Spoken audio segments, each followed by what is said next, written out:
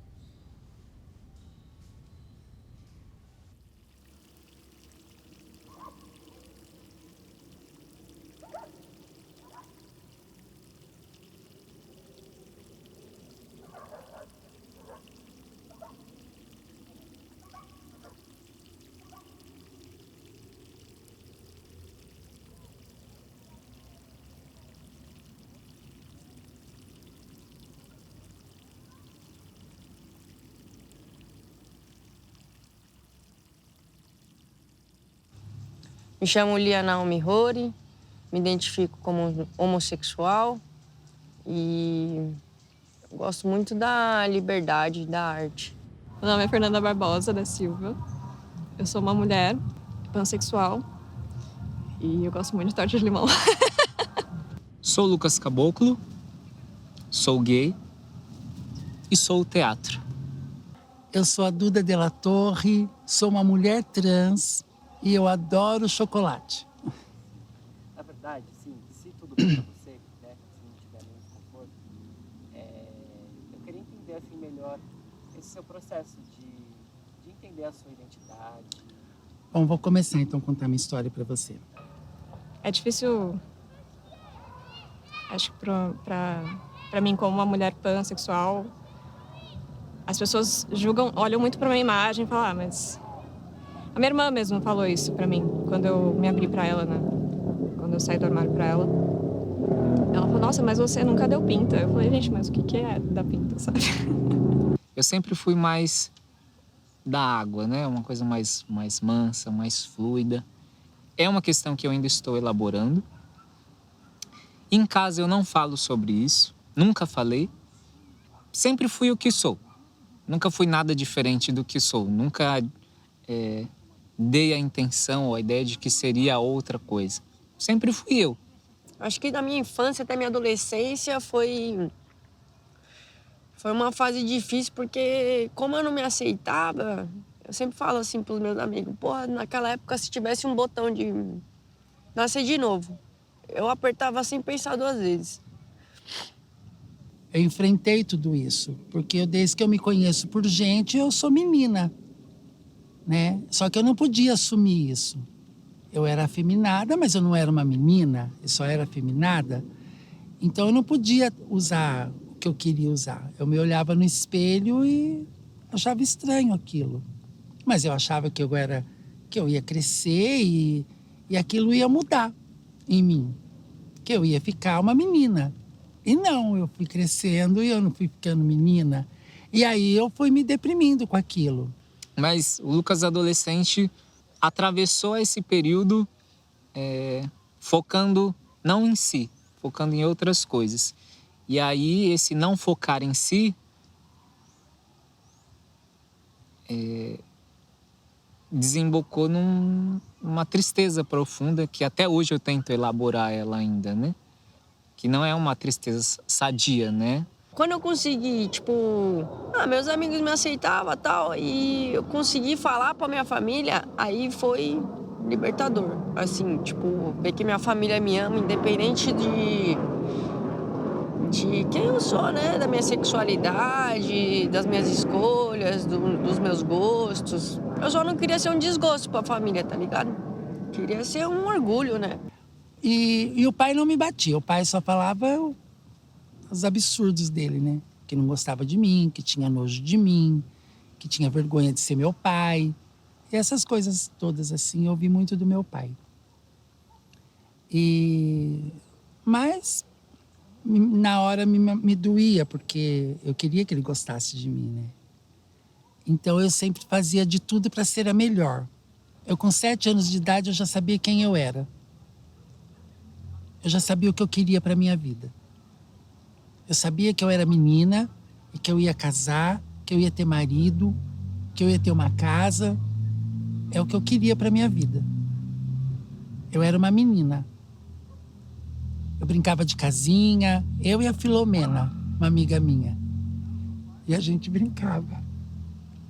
Mas aí tinha as repressões, né? Tinha os... Desculpa. A minha mãe virou e falou assim, nossa, mas vai virar travesti agora depois de velha? Eu falei, sim, é. Eu quero ser travesti agora depois de velha.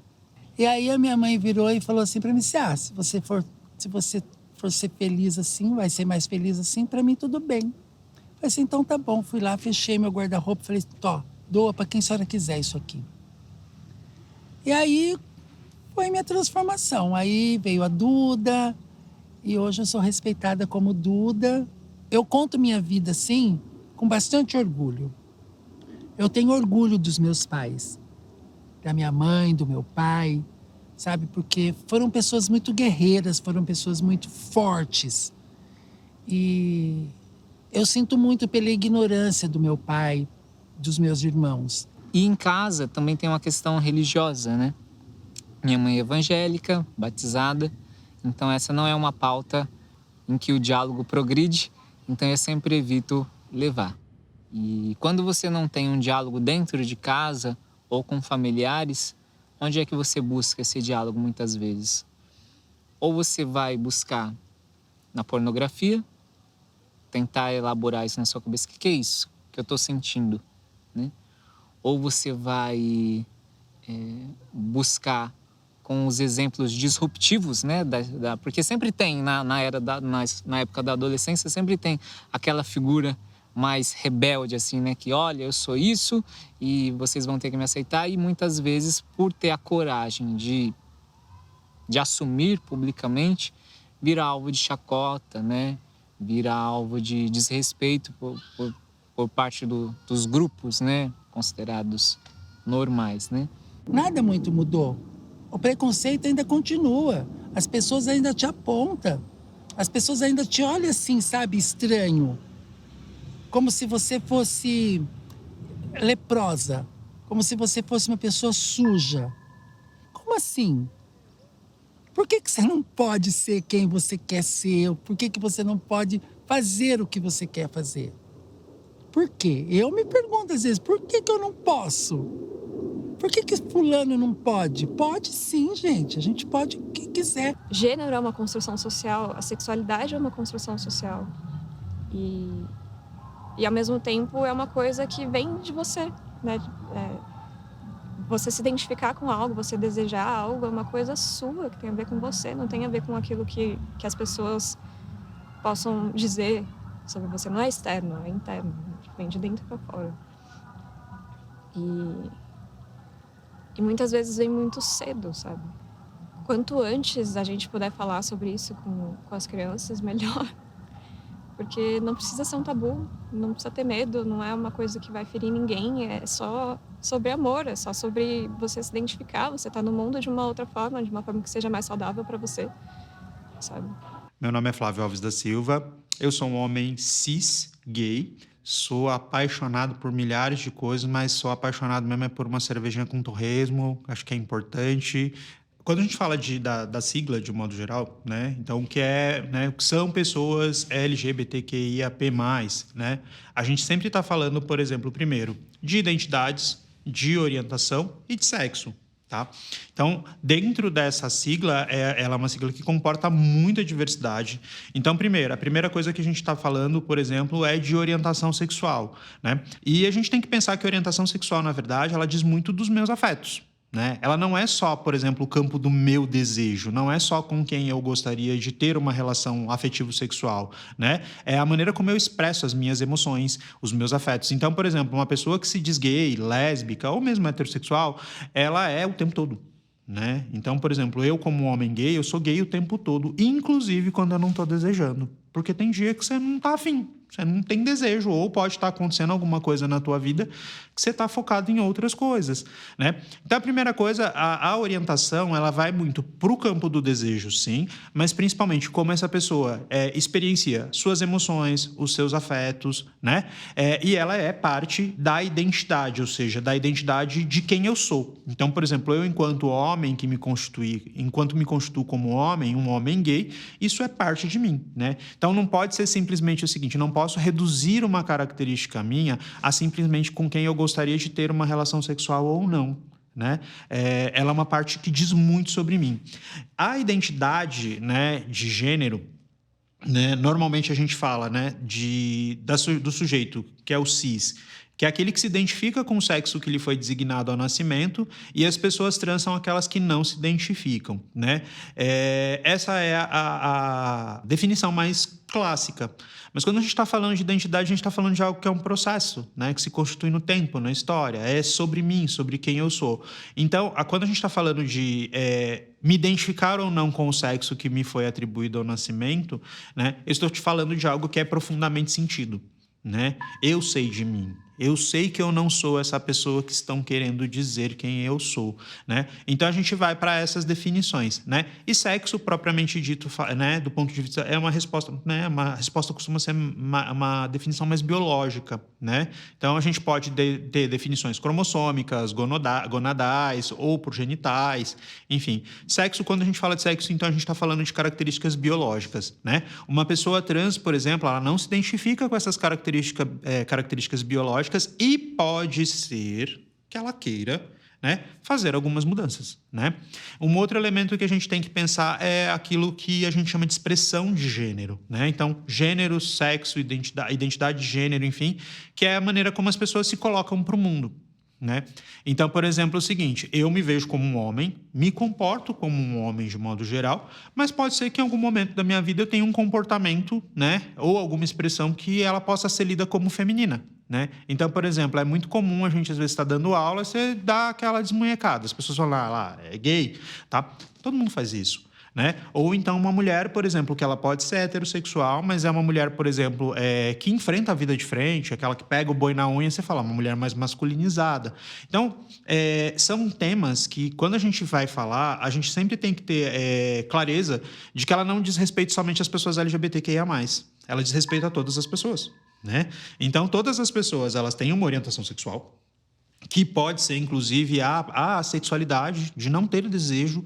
Elas têm uma identidade que se constitui, né, a partir das experiências, da cultura, da história, dos contextos no qual ela sobreviveu, né? E ela expressa isso, né, no comportamento dela, nas relações dela, enfim. E na medida que a gente pode explorar possibilidades, pode ser que novas letras surjam, né?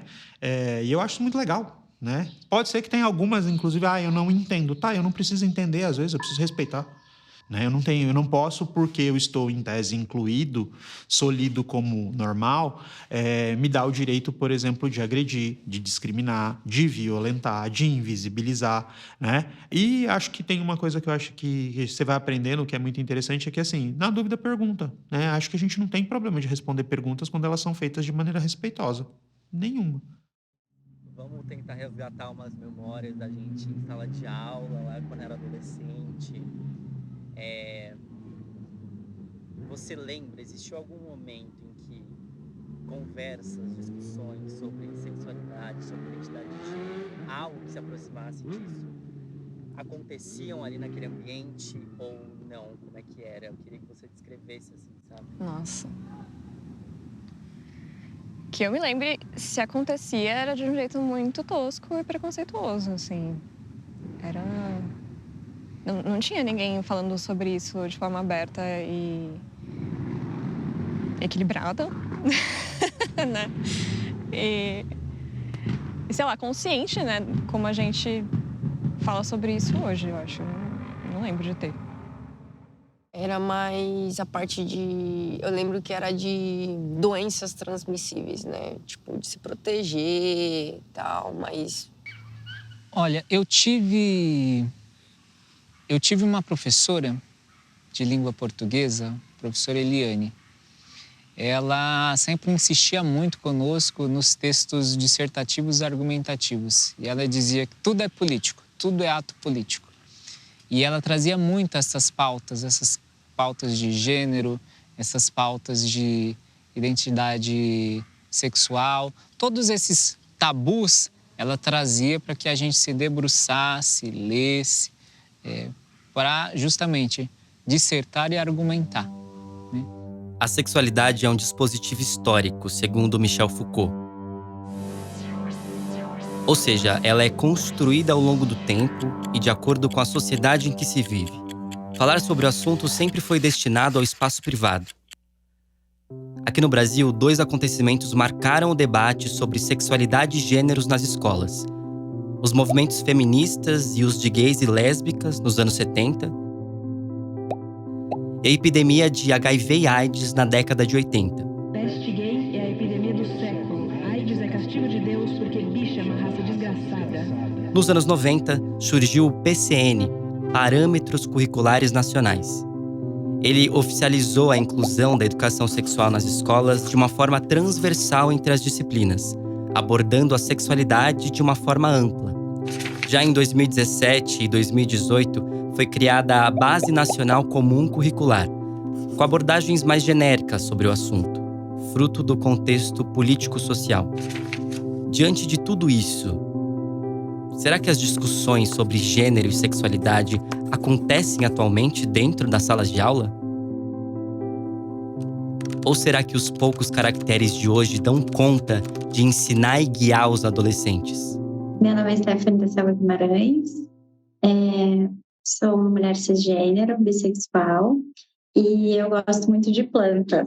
Cada contexto histórico, contexto social tem seus modelos de educação sexual, que também não são únicos. O que a gente pode avaliar do contexto brasileiro hoje é que a gente tem vários modelos sendo apresentados, né, na comunidade. A gente, em alguns estudos de modelos, né, então a gente tem diferentes perspectivas e pode avaliar que o modelo atual do Brasil, assim, que a gente mais percebe em ações, ele pode ser englobado no que algumas autoras definiriam como um modelo conservador de educação sexual. O que tem uma relação muito grande com o modelo de ensino que a gente tem, né? Porque, basicamente, o modelo conservador de educação sexual, ele é um modelo onde o professor detém, né, esses saberes sobre a educação sexual e o aluno, então, ele escuta mais do que participa dessa construção. Tem alguns programas que já utilizam modelos um pouquinho mais liberais, assim, né, que é o outro nome que a gente chama os modelos com maior participação dos alunos. Então, nesses contextos, a gente tem trocas maiores, o aluno pode fazer perguntas, né, ele vai ter trocas com esse professor. Mas quando a gente fala, principalmente, em algumas aulas de ciências, por exemplo, né, que são muito focadas em ensino biologicista, assim, que se tem uma certa dificuldade de falar com o aluno sobre as dificuldades dele, o momento que esse aluno está passando, de descoberta ou das próprias práticas sexuais que já vem acontecendo, alguns professores optam por esse modelo que o aluno mais escuta do que interage com ele, justamente porque a gente também tem uma questão atualmente de dificuldade formativa dos professores, né? O que acontece? A gente tem alunos que querem saber, que eles gostariam de ter informações, tem professores que também gostariam de ter essas informações para a instrumentalização dos alunos, para diminuir os seus próprios preconceitos, mas a gente tem pouca oferta. Então, o que acaba? Fica todo mundo com, né, ou boa parte das pessoas com vontade de aprender, né, de ter mais informações, mas, de fato, isso não se concretiza, porque a gente tem pouco espaço dessas informações serem divulgadas, né? Eu me chamo Adriana, sou Adriana Aparecida Matuchak Ribeiro, e o que eu mais gosto é de estar entre os meus. Você trouxe para mim antes aqui sobre a questão do novo ensino médio, né, que você disse, inclusive, que está mudando de novo. Eu queria saber um pouco mais dessa parte mais sistemática e estratégica, enfim, não sei direito como eu falo, até para entender em que pé ou se existe algum estímulo, né, para esse tipo de discussão, por exemplo, dentro desse novo ensino médio. Existe alguma coisa falando sobre isso ou... Não. A ideia, a proposta do novo ensino médio é trabalhar algumas habilidades, né, como autonomia, essa questão da escolha, uma orientação para a escolha profissional. E houve uma redução drástica ali na formação básica para a entrada dos itinerários formativos, né? Como que nós formatamos esses itinerários? Por áreas do conhecimento. E dentro dessas áreas do conhecimento, nós buscamos componentes e professores profissionais que pudessem transitar de uma forma mais ampla e executável, né? Aplicável no dia a dia desses alunos. Hoje, especificamente, essas habilidades nós buscamos trabalhar dentro desse itinerário, que é com um profissional da filosofia, das ciências sociais, que trabalha linguagens também, e aí ele consegue desenvolver nesses adolescentes essa capacidade de argumentar sobre os diversos assuntos, né? Independente da opinião ou não, mas trabalhar essa habilidade da argumentação. Bom, a termos legislativos, atualmente, a gente teve, nos últimos 2 anos, principalmente, assim, né? Teve uma questão com o novo ensino médio, que teve uma remodelação. Ele tem, sim, abrangência para momentos de educação sexual, em 2 momentos, principalmente, né? A gente tem a disciplina de qualidade de vida, que é uma disciplina aberta, que essa pauta pode entrar nessa disciplina, depende de quem está guiando essa disciplina, do espaço que os alunos têm para tirar dúvidas e se essa é uma questão que eles vão levar. O que apareceu nas pesquisas, né, o que a gente conversou com os adolescentes, é que, de fato, eles levavam para esses momentos dessas trocas, que achavam um espaço muito rico, mas que em alguns momentos tinham intercorrências se essa pessoa que estava guiando esses momentos, por exemplo, era vinculada a uma religião específica e não concordava ou levava pautas religiosas para essas questões que eram dúvidas dos alunos, assim. Mas o espaço existia, depende de como essas interferências eram feitas, né? Essas trocas eram feitas. Um outro momento que a gente tem é, como eu citei anteriormente, nos momentos de ciência, nas aulas de ciências. O que a gente percebe é que não tinha tanta abrangência em relação a prazer sexual e outras pautas, né, que envolvem também a vida sexual. Também não se tinha um olhar para as dissidências, né, esse é um ponto importante, assim, Então, a gente fala muito de uma relação onde é uma relação heterossexual, né? Então, não tem tantos estudos, não tem tantos apontamentos sobre a vivência dissidente dentro desses momentos de aula de ciência, né? Na coordenação, eu atuo além, né, do âmbito sala de aula, professor, aluno, são as famílias, né? E as famílias não estão preparadas para falar sobre isso. Eu aceito para o outro, na família do outro, no vizinho, no amigo, mas na minha família não tocam no assunto. E tive um caso recentemente de que trouxe, sim, né? Olha, eu me vejo assim, eu me sinto assim, eu fiz tal coisa, inclusive colocou a saúde em risco, né? E você trabalhar essas emoções dentro de um momento, por exemplo, de um aluno de ensino médio, que já tem que fazer uma série de escolhas, né? O que eu vou ser quando terminar aqui? Né? É aquele sentimento de pertencimento mesmo. O que eu vou fazer depois daqui? E ainda tenho essa questão porque eu me vejo diferente dos demais, né? Eu me sinto diferente dos demais, então eu não me encaixo nas dúvidas de todos os meus colegas, não me sinto à vontade de falar sobre isso. Então, naturalmente, dependendo do ciclo em que esse aluno está inserido, ele acaba se fechando, ele acaba se silenciando. Eu sou Adriana Ângela Mota, o Ângela é sobrenome por parte de mãe. Sou uma mulher cis e gosto muito de pudim de leite. Meu nome é Stephanie Fanelli, mais conhecida como Teté. Eu sou uma mulher cis, hétero, e eu gosto muito de organizar roteiros de viagem. Eu acho que, na maioria das vezes, essa discussão não acontece. Existe um silêncio muito grande. Então, esse debate das questões de gênero, de sexualidade, eles são muito latentes. São muito latentes, assim. No primeiro ano que eu ingressei, eu já vivenciei situações, né? Já tive a oportunidade de trazer debates, participar de debates sobre isso. E vejo que a maioria dos casos, as coisas não são faladas, entendeu? Diretamente, não são trabalhadas.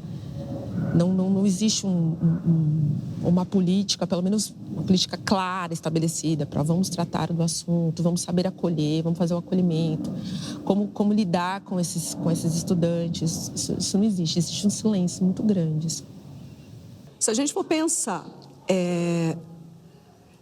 que essa discussão poderia ser trazida por alguém, vai lá, o dono da escola, o mantenedor, aquela parte maior que foge do professorado, isso não acontece. Eu atualmente trabalho em 2 escolas e nenhuma das 2 eu tenho esse respaldo. Ou então, olha, a gente vai ter uma aula sobre. A gente fica cheio de dedos quando é para lidar com sujeitos o sujeito social que surge para a gente nesse contexto de vida dele. Como que eu vou agir? Como eu devo abordar? O nome, por exemplo. Como eu devo tratar? Como vou nomear? É pelo nome que está lá na minha lista? Ou é o nome pelo qual ele se identifica, ele ou ela se identifica? De que modo eu não vou ofender mais do que a ofensa que ele tem aí fora? Só que eu estou dentro de um sistema. E dentro desse sistema, isso ainda não é prioridade. As prioridades são outras, não é? Para essa discussão social, ela acontece de que modo?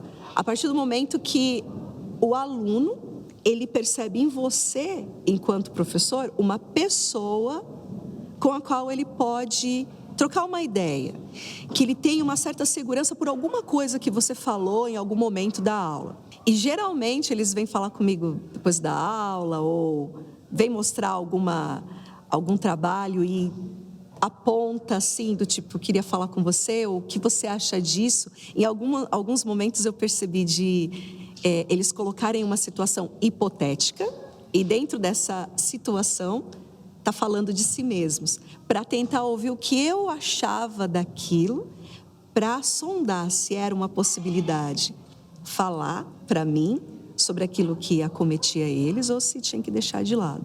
Eu vivenciei situações em que o aluno chegou e falou. E quase todas as vezes foi fora da sala de aula, assim, num corredor. Chega a falar, professora, tá acontecendo isso, aquilo. Tal aluno, estão falando, estão mexendo, não tô legal. Ou na família, porque eu trabalho com EJA, né, Educação de Jovens e Adultos, então eu acho que eu dentro desse recorte, eu consigo enxergar um pouco... o meu companheiro, que também trabalha com EJA, uma vez ele falou para mim, ele trabalhava antes do que eu com a EJA, né? Ele falou, você vai reparar que eu tenho a impressão que tem uma quantidade maior de alunos LGBTQIA+, na EJA. E muitas vezes porque esses estudantes, eles são expulsos, eles são marginalizados ali no ensino regular. Especialmente pessoas trans. E aí eu entrei e falei, nossa, reparei isso mesmo. Porque existe uma dificuldade maior de permanência. Então a gente tem que falar de permanência. Para permanecer ali, na sala de aula, no ensino regular, tem várias dificuldades. Tanto questões estruturais, questões financeiras, questões de família, quanto a própria escola. A própria escola, às vezes, acaba expulsando esses estudantes, porque não vão aguentar lá dentro a violência, né? A escola, ela é, infelizmente, o espaço ali do vigiar e punir, né? Então vai vigiar os corpos, vai punir os corpos. Então, aquele corpo ali que não está performando aquilo que é esperado, aquele corpo que está saindo daquilo que é desejado por uma masculinidade, feminilidade.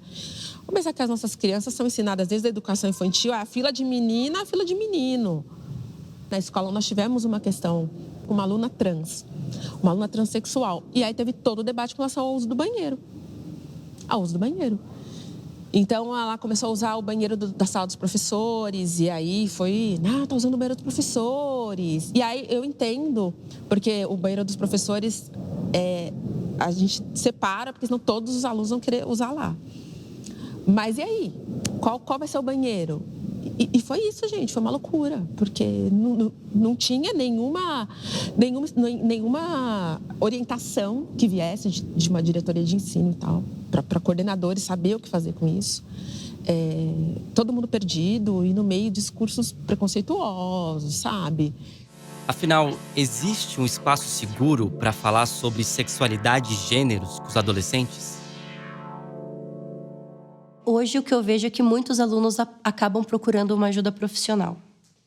Até por indicação da própria família, que não sabe como lidar com isso. Parece que a gente está falando de uma pessoa diferente do que a gente tem ali.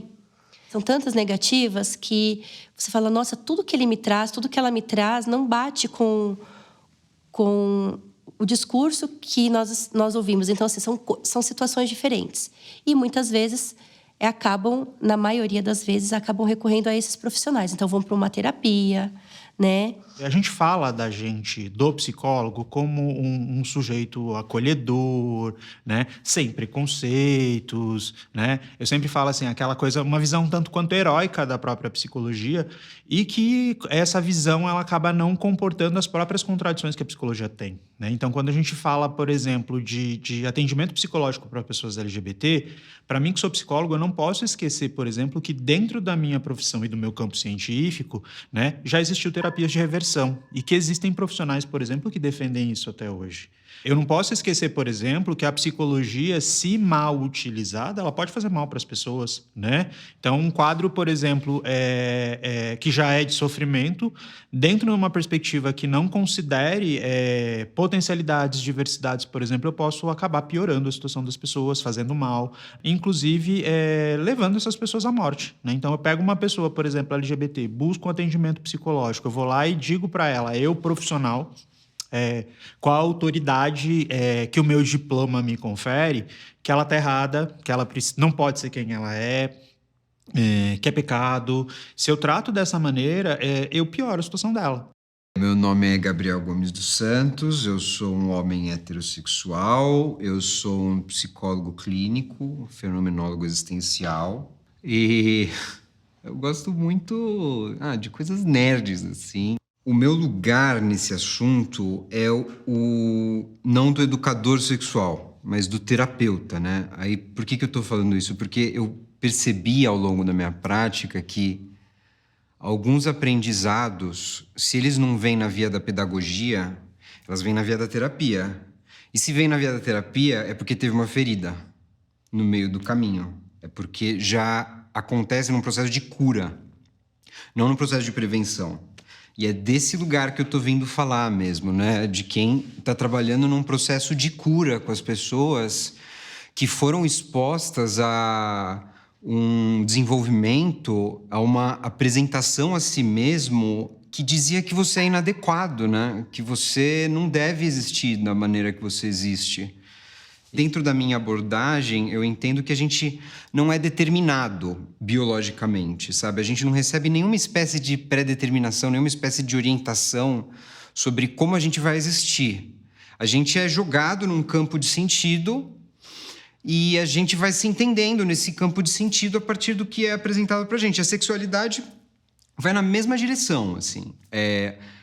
A gente não recebe nenhuma espécie de orientação sexual que vai nos explicar como a gente vai viver a nossa sexualidade.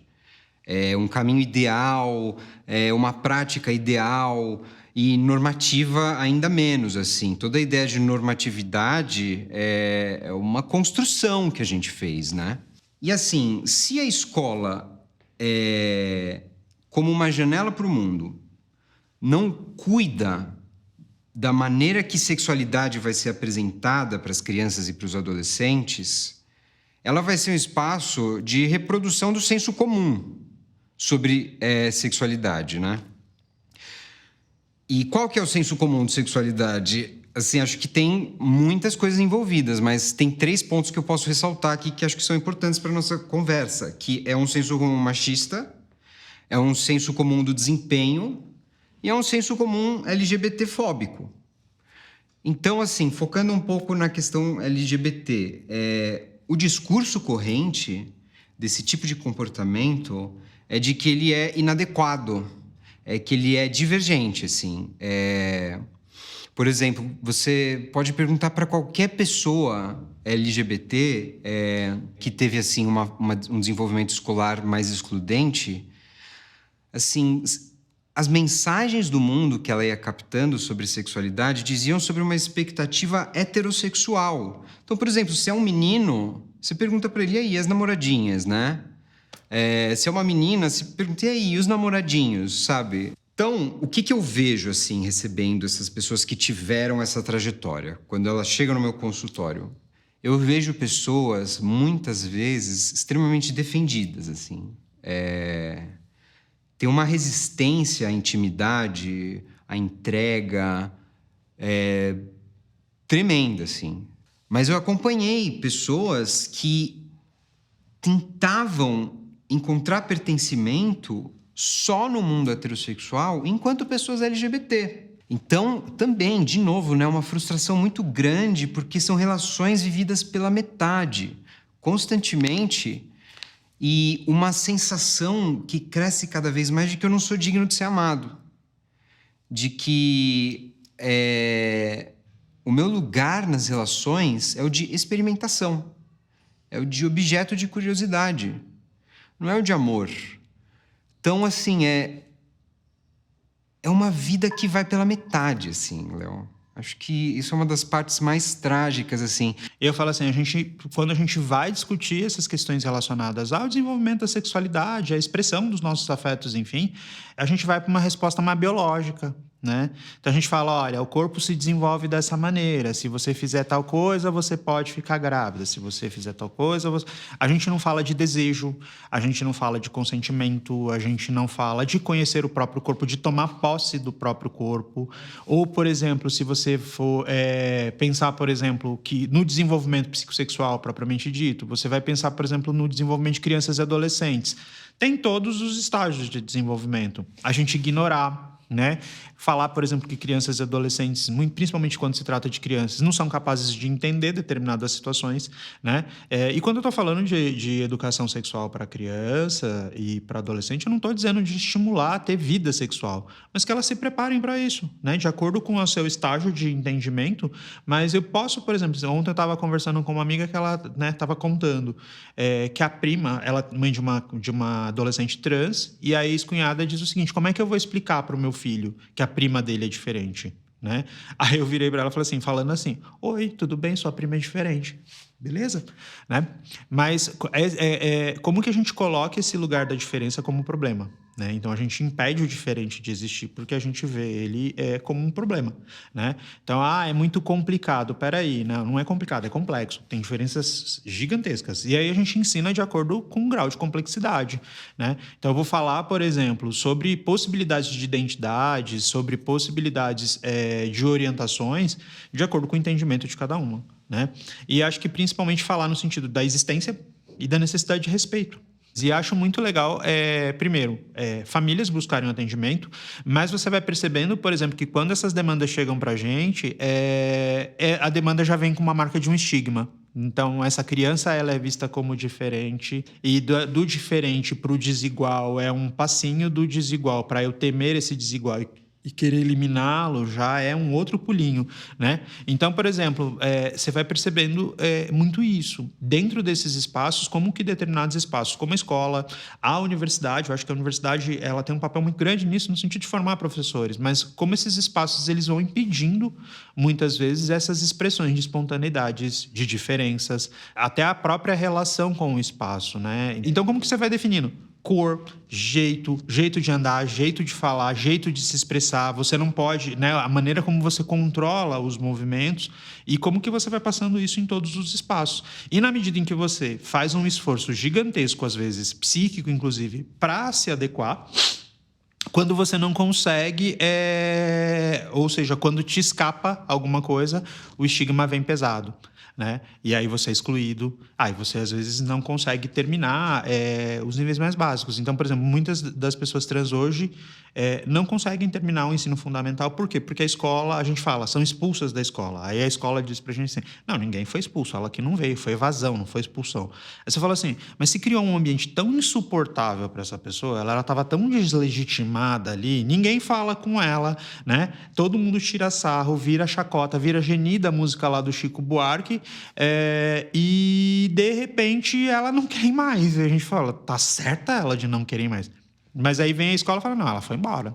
Fala, não, peraí, como que a gente vai pensar essas relações?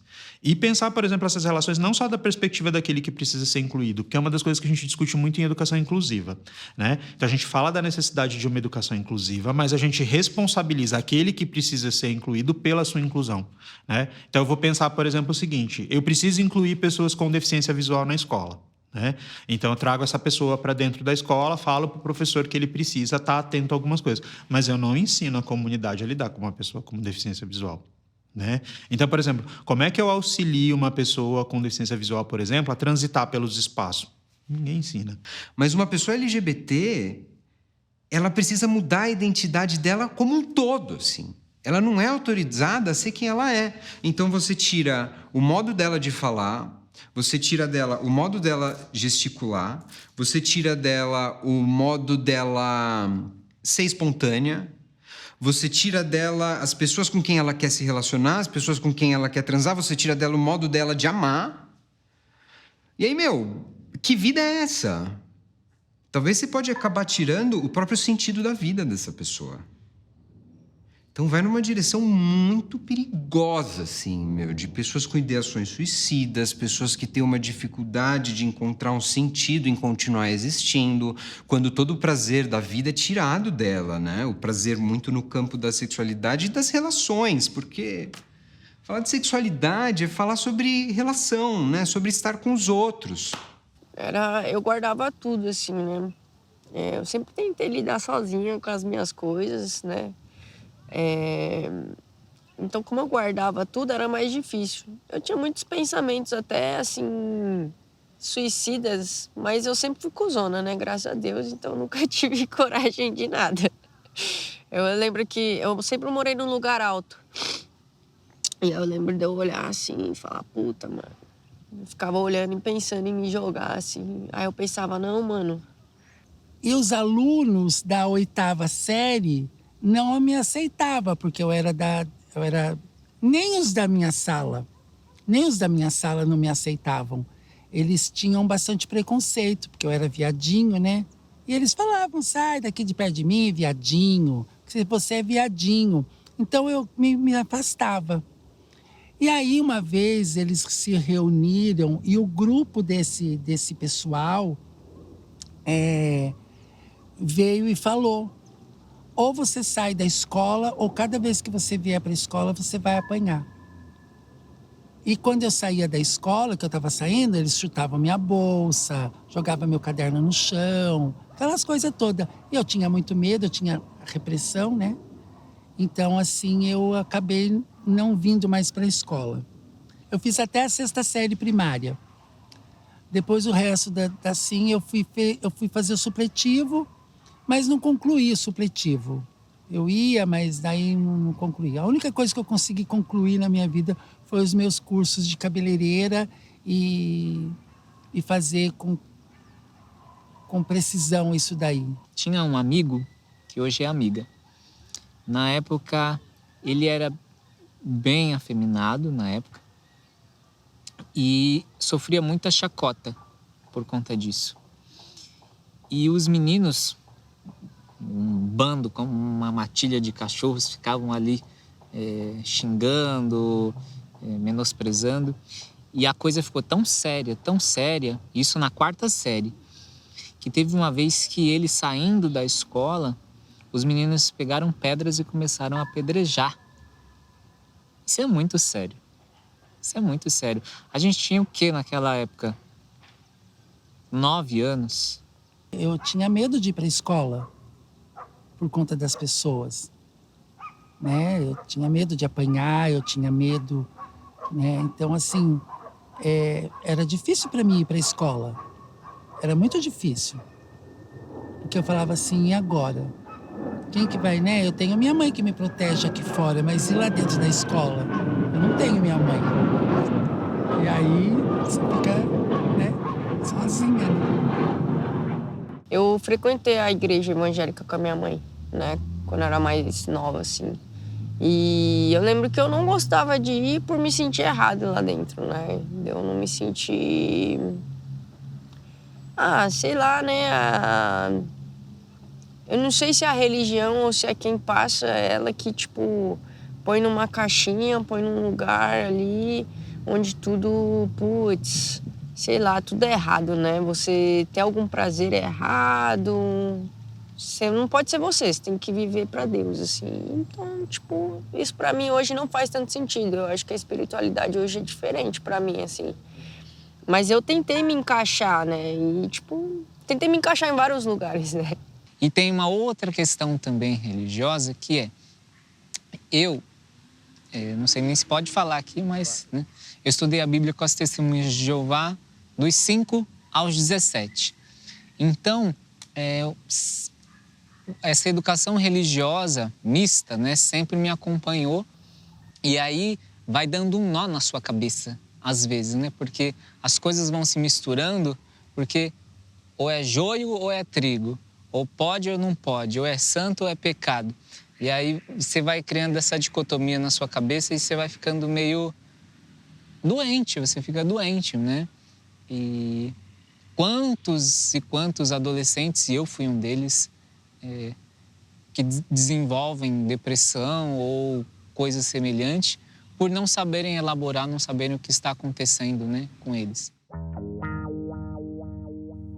Quando o assunto é diversidade sexual e de gênero, novos arranjos familiares, prazer e poder feminino, o conservadorismo e a religião tomam a frente contrária. Sempre. Em diversas situações, conteúdos, iniciativas e legislações educacionais que discorrem sobre gênero e sexualidade têm sido suprimidos e censurados por pressão política das bancadas tradicionalistas e religiosas. As escolas acabam se tornando lugares de ignorância para assuntos como esse. E o que sobra para aqueles que se percebem diferentes da norma heterossexual, patriarcal e normativa, hein?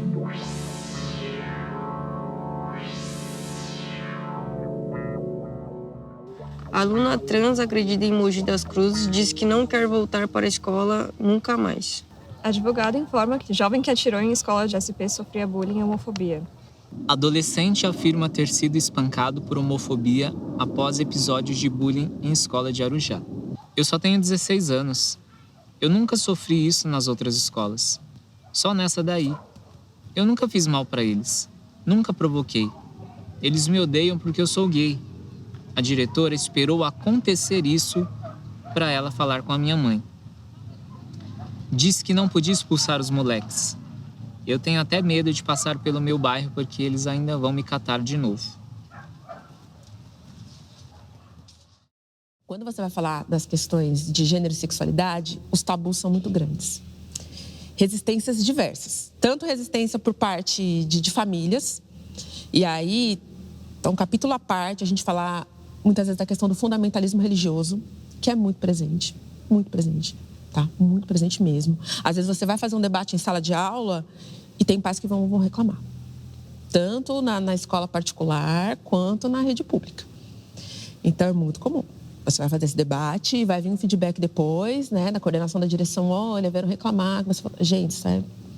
De certo modo, o que eu acredito é que não se conversa sobre isso da maneira adequada pelo medo de você ser interpretado de uma forma bem errônea pelas famílias, de que você está criando aquilo, você está colocando ideias na cabeça do adolescente, da criança, você está manipulando, quando na realidade eles não percebem que é tão importante essa conversa dentro da escola, já para assegurar o indivíduo que vai sair de lá. Eu não vou dizer sem preconceitos, porque aí é sonhar demais, é muito utópico, mas é alguém que vai conseguir respeitar o outro lá na frente. Então a gente vê resistência muitas vezes também do corpo docente, então às vezes colegas mesmo, que vão ser resistentes por N motivos. Então a gente vê problemas também do fundamentalismo religioso entre colegas, muitas vezes questão de formação, porque para fazer o debate não é simplesmente você querer fazer o debate, né? Não adianta você chegar e fazer de qualquer forma. Às vezes você vai mais atrapalhar do que ajudar. Então também falta isso, falta formação, que aí tem que tomar cuidado que não responsabiliza o indivíduo. Ou o professor ali que não sabe fazer o debate. A gente precisa de uma formação. Tem que partir sim, eu sempre falo isso.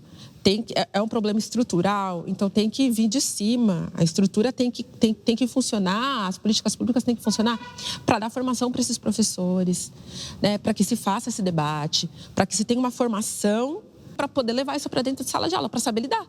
Que muitas vezes o professor, ele vê a situação ali, identifica a situação e, tá, mas o que eu faço com isso, sabe? Eu dou um exemplo de uma aluna que ela se enxerga como, vamos lá, o nome, ela é Lucas, tá? A família é extremamente tradicional e conservadora. E nisso que ela me falou, que ela é Lucas, ele é Lucas, a sala inteira parou para ouvir, para ver o tipo de reação que eu ia ter, não é? Como é que a menina fala que é Lucas e ela não fala nada. Lógico que sempre tem aquele que vai fazer uma piadinha, fazer uma gracinha. Ai, eu sou Mariana. E na realidade está de sacanagem, só para ver, desvirtuar a aula. Só que no caso de Lucas, ele foi muito incisivo. E a sala em silêncio já deixou claro. Acontece que a família não aceitou aquilo, ficou sabendo que Lucas estava dizendo que era Lucas por aí, e foi na escola, pediu uma reunião com a coordenação e falou: estão proibidos de trocar o nome, porque o nome é Maria, e vai ser Maria até o final da história. Nós não autorizamos. Como que eu me coloco nessa situação? Eu transgrido. Por quê? Esse nome é importante para o Lucas. Não é só uma roupagem social. Esse nome representa o que o Lucas é de verdade. Para mim, isso não tem problema nenhum. Se na coordenação, na reunião dos professores, é Maria, tá tudo certo. Eu vou chamar de Maria. Qual foi a nota de Maria? Desempenho de Maria foi essa. Maria, como é na sala? É assado. Na sala de aula, Lucas, começa a leitura. Lucas, seu trabalho. Você não entregou isso aqui por quê? É Lucas. É uma vida dupla? Para mim, é uma vida dupla. Mas eu estou mantendo o meu respeito. E demonstrando para os outros, ainda que não tenha aula de de educação sexual ou de formação para a gente entender o gênero, eu estou demonstrando para os outros que estão ali, enquanto autoridade na sala de aula, que é assim que a gente tem que fazer. Não é porque Lucas não tem o nome de registro e lá, que a gente não pode acolher como Lucas precisa ser acolhido. E vou além. Essa atitude da família de Lucas fez com que ele chegasse às vias de fato. Umas aulas depois desse ocorrido, a gente ficou sabendo que os pais foram na escola, conversaram com a direção e lá. E aí Lucas apareceu, era inverno, de bermuda e camiseta. Estava muito frio. Eu sei que adolescente sempre vive com 300 roupas, pode estar 40 graus. Mas Lucas fez questão de mostrar as pernas e os braços cortados depois que isso aconteceu. Na escola pública, a violência vai se intensificar quando você está falando de um jovem negro, sabe? Então, um jovem negro, gay, ou uma menina lésbica que é negra, a violência acaba sendo muito maior, né? Porque eu falo que são os combos, né? Gerando um combo de violência, daquilo que se espera daquela pessoa, das projeções, de todos os estereótipos. Os estereótipos são muito maiores. Então, eu acho que uma das coisas mais difíceis, né, quando você tem um caso de violência dentro de uma escola, seja uma questão de gênero, uma questão racial, é a falta de acolhimento. É o problema ser visto, a pessoa é o problema, né? Então, aquele aluno é o problema. Então, você vai se sentir como o problema. Uma criança negra é o problema. Quem é o problema aqui? O problema sou eu, porque eu sou uma pessoa negra. O problema sou eu, porque eu sou gay. O problema sou eu, porque eu sou trans. Eu sou o problema. O problema é coletivo. O problema é a comunidade. O problema é a nossa sociedade. O problema é a comunidade escolar aqui que não sabe lidar com essa questão. Não sou eu. O problema é a comunidade que não sabe lidar com o meu corpo. Não sou eu. O problema é a comunidade que não sabe lidar com o meu cabelo. Não sou eu o problema, mas infelizmente ainda se reforça essa ideia de que o problema está no indivíduo. E ele que tem que mudar, ele que tem que se aceitar, ele que... bola pra frente. Você ouviu esse xingamento aí, né? Te xingaram, falaram isso e aquilo de você. Não liga. Não liga, vai, segue. Como assim, gente? Você é tão violento, sabe? Assim, você está sofrendo uma violência por você existir do jeito que você é. Eu sou assim. E aí você sofre violência com relação a isso. Aí você vai pedir um acolhimento e você vai ouvir o quê? Que é muito clássico isso. Esse acolhimento que eu falo que não é um não acolhimento, né? Que é assim, não liga. Assim, passa por cima da sua dor. Passa por cima da sua dor. Segue. É assim mesmo. Eu também já fui. Eu também já sofri preconceito. Também já sofri preconceito. E o que eu fiz? Eu fingi que não era comigo, eu nem liguei. Passei por cima. Sabe? Mesmo quando existe um acolhimento, entre aspas, que para mim isso não é acolhimento, né? É muito para individualizar. Então, ao invés de vamos mover aqui a estrutura, vamos mover a comunidade, vamos fazer um trabalho, vamos ver o que está acontecendo. Não. Vamos colocar ali no jovem, no adolescente, mesmo no professor, vamos falar para ele se virar com o que está acontecendo aí. Você vai se virar com essa dor aí. Né? Bola para frente, que o show tem que continuar. Enquanto que devia parar tudo. Para tudo, tá tudo errado. Para tudo, para a gente poder seguir de um jeito mais saudável para todos, né? E essa nova geração de adolescentes? O que eles pensam sobre isso? Meu nome é Noah Cavalari Cavalcante, eu sou um garoto trans. Eu acho que eu sou hétero até agora, né? E eu gosto de estrogonofe.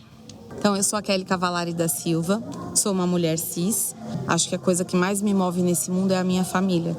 Eu acho que é um assunto, eles dizem, né, que é um assunto muito sensível para estar conversando dentro da escola. Então, esse tipo de assunto nunca é citado, eles nunca falam sobre isso. Então, é bem mais ou menos, né? Até minha mãe também já falou alguma vez de fazer uma palestra lá, eles nem deram sinal de vida sobre isso, porque eles acham que, sei lá, os alunos vão ter uma reação, eu acho. Falta vontade, falta instrução do corpo docente, falta bastante. Muitas vezes eu tive que ir na escola, porque a gente precisa exigir que o direito dessas pessoas sejam garantidas, e aí eu tô falando do direito do meu filho. E aí eu vou exigir. Né? E eu acho que isso colaborou muito na formação dele, até para entrar nessa nova escola, que é uma escola estadual. E nessa escola, a gente, por exemplo, não teve dificuldade nenhuma de colocar o nome social dele na chamada, que é uma lei hoje, mas nas outras escolas nós tivemos. A minha escola, ela me acolheu muito, né? E foi, tipo, muito importante, porque em algumas outras escolas minha mãe teve que ir lá, né, pra falar sobre, enfim. E essa escola, eu acho que ela foi a mais aberta, sabe? Eu acho que nesse assunto. Porque lá tem outros alunos que são trans também, então eu acho que eles já estão mais acostumados, né? Então já estão sabendo lidar mais com isso. Então a escola, ela tá sendo uma baita de uma base para mim também, nesse quesito, sabe? Então, nessa escola que ele está atualmente, ele foi muito, muito acolhido. Embora o corpo docente eu não vejo vontade de entender mais sobre sexualidade de gênero dos jovens, porque o jovem sai de casa e ele precisa dessa vivência na escola, e a escola também precisa estar preparada para lidar com todas as diversidades, né? Quais ou qual lugar que você se sente mais seguro em falar sobre essas questões? Acho que dentro de casa, com a minha família. Que é onde eu mais converso, né, sobre isso com eles, mas é o melhor lugar que eu me sinto mais confortável. Eu acho que outro lugar não seria específico. A gente entende que a educação sexual ela não é feita somente dentro do contexto escolar. Então, ela é feita por diversos atores, né? A gente tem a educação sexual formal, que é dentro desse contexto escolar, mas a gente também tem a informal, que é na troca com os amigos, na troca com a família, na troca com outras pessoas, né? Com outros dispositivos de informação. E aí, o que a gente percebe em relação à troca com a família é que ela é um ponto importante não só de aprendizagem, mas de vinculação na busca por outras informações, né? Então, um adolescente que não tem nenhuma informação, provavelmente ele vai procurar em alguns outros locais, por exemplo, na internet, informações sobre as dúvidas dele, né? O Noah, quando ele começou a falar sobre isso com 9 anos, foi na época da pandemia. Então ele já estava fora do ambiente escolar, então acho que foi quando ele se sentiu mais à vontade para falar. E aí quando voltou a frequentar a escola, ele já voltou como Noah. Então a escola foi complicada. A questão familiar foi bem complicada também, para ele mais até do que para mim. Eles são meu apoio, né? Eles são quem me deu a base de tudo, quem abraçou tudo isso que eu ando sendo para eles, né? Então, é muito, mas muito importante, independente das brigas que algumas vezes aconteçam, mas eu não sei explicar o quão importante isso é para mim.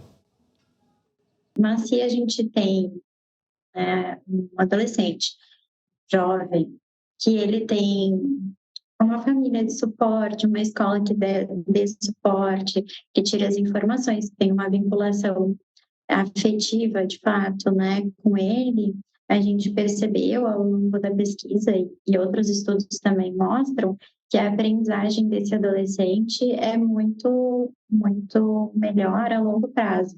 Então, ele consegue avaliar, né, as demandas e consegue ter uma aprendizagem mais duradoura, porque a gente tem outras questões, né?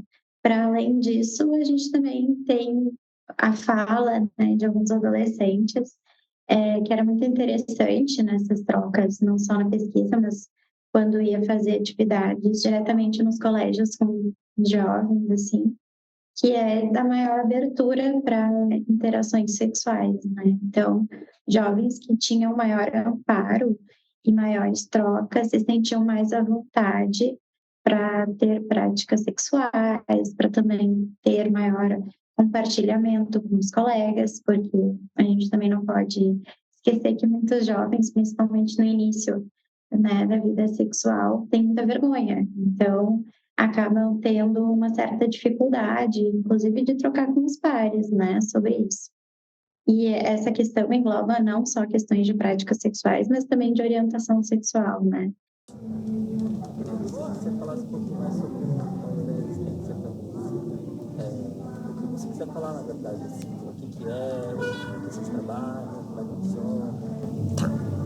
A Mães da Resistência é uma ONG formada majoritariamente por mulheres, mas hoje nós somos mães, pais e familiares de pessoas e cuidadores de pessoas LGBTQIAPN+. Nós lutamos pelos direitos dos nossos filhos, e eu não falo que é só dos nossos, então, de todos os nossos filhos, filhas e filhos existirem. E aí eu falo que o Noah me colocou nessa jornada. Eu comecei por ele e hoje é por ele e por todos os outros. A ONG, a gente faz muitos trabalhos, que é muito afirmativo na comunidade. Então, a gente faz desde o letramento dessa família que está iniciando, né, que acabou de descobrir, de um jovem, de um adulto, não tem idade. Mas a gente faz o letramento desses cuidadores para que eles também saibam lidar com os seus filhos, para que o vínculo familiar seja fortalecido. E a gente faz muitas palestras em escola, a gente está sempre nas frentes pelos direitos das pessoas. Então você vai ver muito as mães nas paradas, no Ministério. Nós temos hoje uma cadeira no Ministério dos Direitos Humanos e isso fez com que a gente aprendesse muito mais e se aperfeiçoasse. A gente está aqui estudando, né? Nós somos grandes estudiosas para saber cada vez mais e lutar. Acho que é isso, é o lutar pelos direitos das pessoas existirem. Eu acho que tem um militante LGBT, eu acho que ele é australiano, eu não vou lembrar agora, mas ele diz exatamente um negócio que eu acho incrível, né? Que as pessoas LGBT, elas não crescem sendo elas mesmas, né? Elas passam a vida toda anulando espontaneidade, escondendo de si mesmas, enfim, por conta dos contextos em que elas estão, né? E que o maior desafio da vida adulta é a gente achar quem é a gente de fato e quais partes são nossas de fato e quais são aquelas que a gente teve que criar para se proteger do mundo. E eu acho que o ambiente escolar, ele tem que ser um espaço em que as pessoas estejam protegidas para serem quem elas são. E não que elas precisem se proteger do próprio espaço, né? De você estar num ambiente que é hostil. Então, por exemplo, muitas crianças acabam não querendo ir para a escola exatamente por conta disso. Elas não se sentem validadas, reconhecidas, né? E não é que você precisa... Nossa, que bom que você vê, importante aqui. Não, aqui eu não posso ser quem eu sou. E aí eu não vou querer ir. E aí você começa a ter outros problemas, como evasão, né, o absenteísmo, enfim. Mas eu acho que é pensar muito nesse lugar. Como é que a gente cria um cotidiano, como que essas pautas relacionadas à diversidade, ao preconceito, né, elas entram no cotidiano da escola. E elas podem entrar inicialmente de maneira sutil, por exemplo, criando um ambiente que seja respeitoso, que a gente fale de respeito às diferenças, de respeito a todo mundo, né, que a gente ensine as pessoas a dizer bom dia, boa tarde, boa noite, que a gente diga para as pessoas que você precisa respeitar, que você precisa, sabe? E as escolas, quando elas não assumem essa tarefa de tratar de sexualidade, uma sexualidade mais abrangente, mais inclusiva, na omissão dela, ela vai reproduzir senso comum. Do senso comum mais opressor, sabe? Do senso comum que diz que você tem que ser hétero, do senso comum que diz que você tem que ser dominador, sabe? No senso comum que diz que você tem que ser submisso, que você tem que obedecer, que você tem que só dar prazer e estar sempre disponível para os outros. Então, questionar esse senso comum, trazer outros olhares, trazer outras perspectivas, sabe? O que você está fazendo, né? De trazer uma pessoa LGBT para falar de, olha como esse senso comum foi violento comigo, sabe? Para mim, o caminho é dar a abertura. Enxergar que existem pessoas que sofrem e que esse sofrimento ele pode ser amenizado a partir da informação. Se você fornece a informação adequada, puxa, tudo pode mudar. Mas o primeiro de tudo é a abertura. Eu não acredito que essa abertura vá vir tão rápido. Porque para se existir abertura, você precisa da mudança de pensamento e de paradigma do indivíduo. Eu posso trazer a discussão, mas essa é uma discussão que ela não está lidando com as pessoas envolvidas no assunto. Posso deixar que alguém fale a respeito, o aluno que está passando por isso, que ele fale, mas... E aí, só naquele momento, é um contexto pequeno, entende? E que seria interessante que todos tivessem acesso a isso.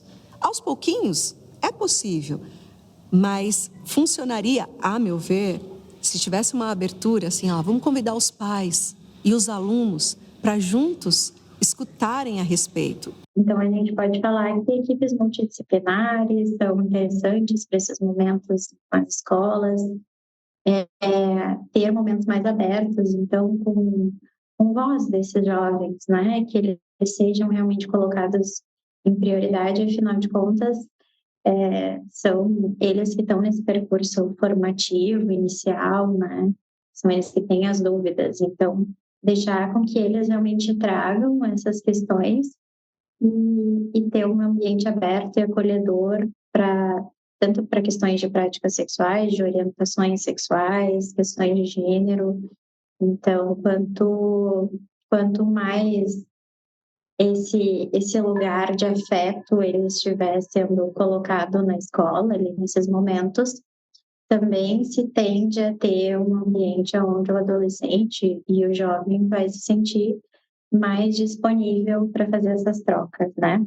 Eu acho que quanto mais diálogo, mais conhecimento, eu acho que dilui um pouco esse medo do julgamento.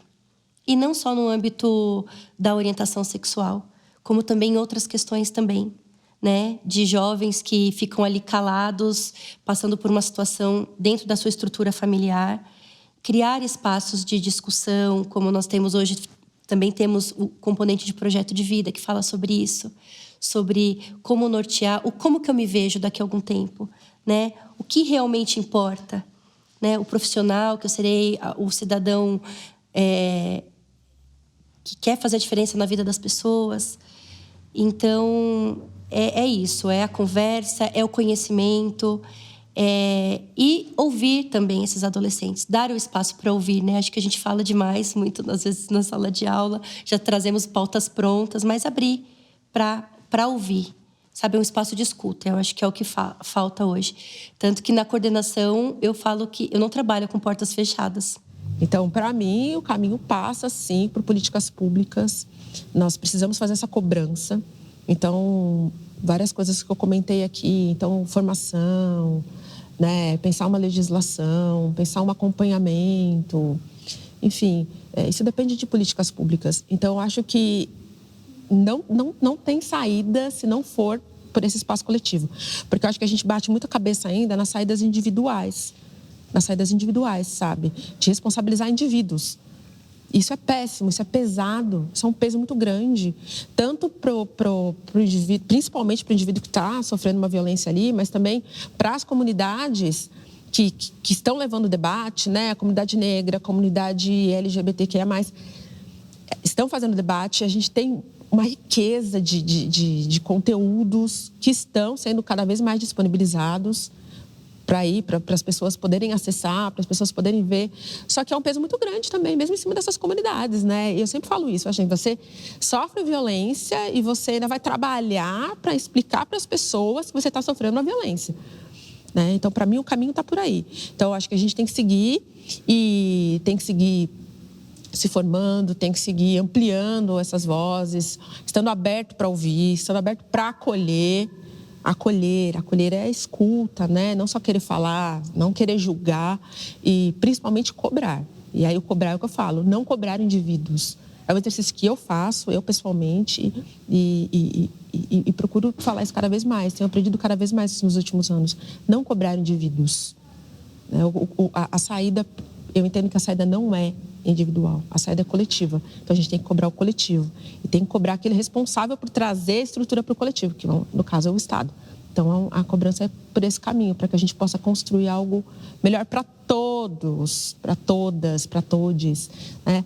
Não basta uma pessoa tá ali, que a gente tem aquele histórico, né, da questão da meritocracia. Mas aquela pessoa, né, conseguiu, deu certo, passou por cima, onde ela está. Uma vitória para ela, fico feliz, que legal, mas isso não resolve o problema. O problema é coletivo. A gente às vezes não percebe que essas discussões elas precisam ser cotidianas. Então, por exemplo, como é que eu vou falar de diversidade na escola, né? Eu não preciso às vezes criar uma semana de diversidade. Eu posso mudar um texto da aula de português. Eu posso montar um problema de matemática que envolvam pessoas diferentes. Nas disciplinas de ciências, eu posso abrir espaço para discutir essa questão da diversidade. Às vezes a gente fica muito preso nessa ideia de organizar algo muito específico, como dar uma palestra. E eu sempre falo isso, eu já participei de milhares de palestras na minha vida e nenhuma mudou minha vida. Boa parte delas, assim, sabe? Então, vamos dar uma palestra. Eu vou lá e digo na escola, olha, tem pessoas LGBT, você precisa respeitá-las. Só que no cotidiano, né, a coisa é diferente. Então, dentro da escola, eu acho muito bacana, porque a gente diz que a escola ela é um espaço para formar para a cidadania, né? A gente precisa começar a questionar o seguinte, que cidadania é essa que a gente quer? Você acha que se essas conversas tivessem acontecido lá atrás, nesse ambiente de escola, se a gente tivesse tido esse acesso a essas informações ou a esse conhecimento,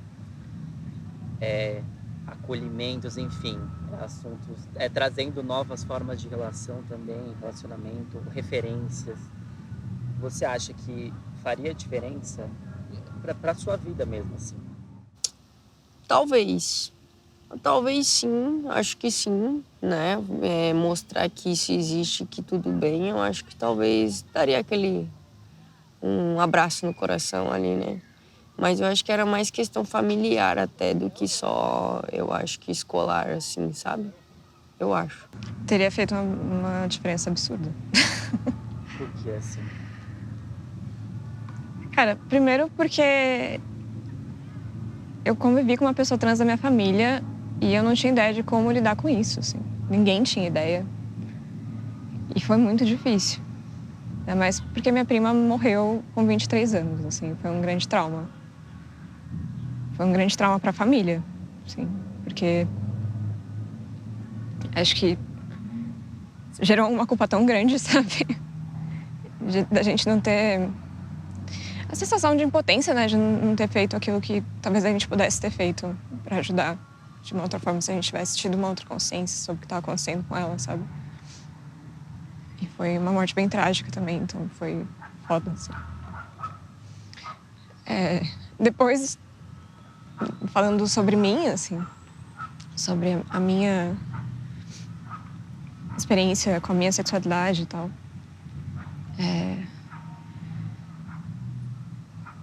eu podia ter me assumido muito antes, sabe? Ter tido um pouco mais de controle sobre isso, assim, um pouco mais de clareza sobre os meus desejos e de que estava tudo bem, desejar o que eu desejava, sabe? Gostar das pessoas que eu gostava, ter vontade de experimentar, né? Outras formas de se relacionar que não a forma heteronormativa, assim. Eu falo porque eu vivo uma relação não hétero hoje, sabe? Eu vivi uma relação queer e eu nunca fui tão satisfeita assim na minha vida, sabe? É maravilhoso poder assumir isso hoje, né? E acho que se eu pudesse ter tido mais contato com isso antes, comigo mesma, tipo, ter tido mais liberdade e mais segurança mesmo, sabe? Pra me assumir, assim, pra mim e pro mundo. Cara... O meu processo foi muito silencioso. Eu acho que, por mais que eu não tenha sofrido, assim, nenhum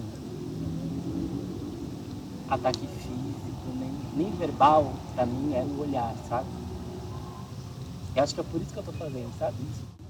É tipo, não poder ter com quem falar, sabe assim? Pra mim era o que pegava, sabe assim? E tipo, eu tinha você, sabe? Sim, eu queria tanto que você tivesse conversado com a gente. Mas é que é isso. Mas é muito difícil, né? A gente não entende, a gente é completamente toda hora privado, sim. É tipo não. É um medo, né? Também, de rejeição absurda.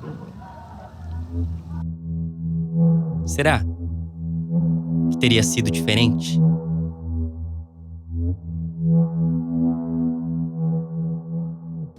Você acredita em um mundo mais diverso, mais respeitoso, mais acolhedor? Eu acho que muito pra frente, porque nessa situação que tá agora, tá muito difícil. Eu acho que é muito difícil desse tipo de acontecimento. Enfim. Mas eu acho que se as pessoas, né, começarem a tomar palco, falar um pouco mais sobre isso dentro dos lugares públicos, em alguns outros lugares também, eu acho que pode sim se transformar num mundo melhor para todos. Eu acredito. Eu sou uma entusiasta. Então eu acredito sim. Porque as outras pessoas que vieram antes do meu filho já passaram por muitas coisas que o meu filho já não precisou passar. Embora o meu filho passe por muitas coisas que eu acredito que as próximas gerações não vão precisar passar. Então é um derrubando a porta para o outro passar. E eu acredito sim. Não só como entusiasta também, mas como mãe, eu preciso acreditar no futuro melhor para o meu filho e para todas as outras pessoas da comunidade. Ou melhor, será que poderá ser diferente daqui em diante?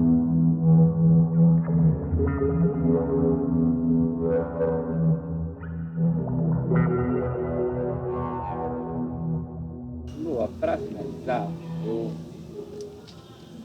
vou te dar este catavento. Vou te dar e eu explico o que é. E este catavento é um símbolo, na verdade, desse projeto que a gente está fazendo. Assim. Tem alguns motivos. Assim. Então, eu estou simbolizando esse catavento também como os adolescentes assim, LGBTs, ou que são LGBTs agora, ou que vão se tornar, né, enfim, no futuro, e que precisam aí da força de algo para guiar, de certa forma, assim, como o vento está fazendo isso agora.